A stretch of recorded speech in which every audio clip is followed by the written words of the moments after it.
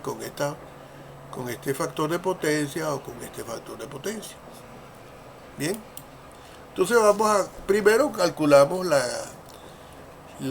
potencia reactiva de cada uno de ellos, teniendo en cuenta pues que ya nosotros conocemos su potencia y conocemos sus factores de potencia para los tres, porque aquí con este vamos a trabajar para el primer caso, ¿no?, que nos dijeron que era 0,85 en atrás.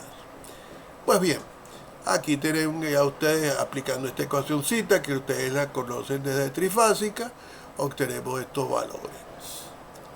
Bien, la potencia activa total es 450 kilowatts porque es simplemente la suma de estas potencias, 100 más 200 más 150, 450 kilowatts. Y la potencia reactiva total si es la suma de todos estos señores, que nos da este valor.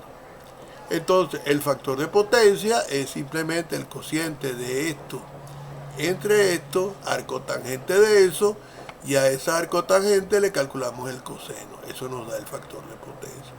Eso da 0,812 en atraso.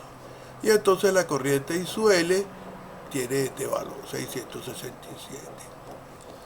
Para el segundo caso, cuando la potencia es ahora 0,85 en adelanto, observen que las potencias reales de las cargas 1 y 2 son las mismas, no varían, ¿no? La potencia real también de la carga 3 tampoco varía. ¿Qué es lo que varía? La potencia de Q sub 3, porque estas Q sub 1 y Q sub 2 siguen siendo las mismas. Lo que varía es la potencia reactiva, pero de la carga 3, que ahora pasó a 0,80 en adelanto. ¿Bien? 0,85 en adelante. Bueno, lo calculamos por la ecuacióncita esta misma, nos da esto, nos da negativo obviamente, porque ahora la Q es negativa, porque como está en adelanto, el motor se está comportando como si fuera un condensador. La potencia total es 450, que es la misma anterior, pero esta sí varía porque es esto más esto, pero ahora menos este señor. Y por eso es que da esto. En ese sentido, el nuevo factor de potencia es de 0,957. Fíjense ustedes todo lo que mejoró. Bien, y la corriente I sub L, pues evidentemente también bajó, porque ya depende del factor de potencia. Bien, entonces observen estos dos números. Eso quiere decir que las pérdidas en la línea para el primer caso fueron de 1.344.700 por RL. Esto es en vatios. Y para el segundo caso, fíjense ustedes todo lo que bajó en un 28%. Es decir, el factor de potencia nosotros pudimos corregirlo y mejorarlo jugando sin afectar la potencia real del motor sincrónico. Nosotros pudimos mejorar el factor de potencia de todo el conjunto, de todo el sistema. Ahora vamos a hacer una pequeña, los motores, los equipos eléctricos, sobre todo los generadores, los motores y los transformadores, tienen diversas características y sus impedancias internas evidentemente varían mucho. Por ejemplo, la reactancia interna de un ohm de un equipo muy grande puede ser muy grande para una máquina pequeña, pero despreciable para otro tipo de máquina.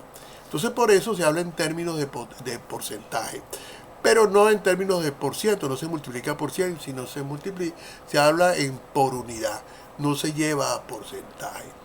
Y eso se hace de la siguiente manera: se toman como valores base las características de la máquina, por ejemplo su voltaje y su potencia aparente. Con eso nosotros podemos conseguir una corriente base, y la Z base, la impedancia base, es el voltaje base sobre la I base. Pero si ustedes despejan de aquí la I base, la colocan aquí, verán que les da B base al cuadrado sobre S base. Vamos a ver un ejemplito. nos dicen que en este equipo tiene una Z de 0,7 por unidad. Entonces, la Z real de él es simplemente tomar su tensión, elevarla al cuadrado, que es lo que dice aquí, dividirlo entre su potencia aparente y ese resultado multiplicarlo por la impedancia por unidad. Y eso le da la impedancia real, que en este caso eso pudiera ser una simple reactancia. Entonces, cuando nos dan ese dato en por unidad, aplicamos esta ecuación, esta que está aquí, y resolvemos el problema. Entonces, vamos a hablar de las preguntas que ustedes tienen que formular, que el taller que tienen que resolver. Y tenemos dos preguntas. Primera, la pregunta de un generador sincrónico, porque vamos a terminar todas las máquinas sincrónicas. Este es un generador sincrónico donde nos dan ciertas características, con su resistencia inducida despreciable, la reactancia, eso que está ahí. Y entonces nos pregunta cuál es la reactancia síncrona del generador en on, el voltaje interno generado, cuál es la corriente del inducido, y después suponga que el generador opera inicialmente en condiciones nominales. Si se disminuye el 5% el voltaje interno generado, ¿cuál será la nueva corriente del inducido? Esa es la primera pregunta. Y la segunda pregunta se refiere al motor sincrónico, que tiene una tensión de 480 volts, 60 Hz, dan unos datos allí, y les preguntan el par de salida del motor, qué debe hacerse para cambiar el factor de potencia, para pasarlo a 0,8 en adelanto. Explique su respuesta utilizando diagramas fasoriales.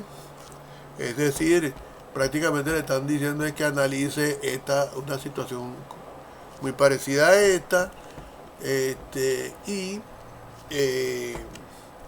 la magnitud de la corriente. Esto me lo tienen que entregar el próximo jueves. No tengo aquí el calendario, pero vamos a verlo rápidamente. Creo que el próximo jueves es,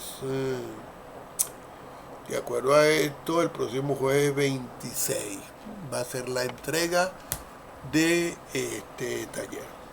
Y bueno, hasta aquí la clase de hoy. Que estén bien.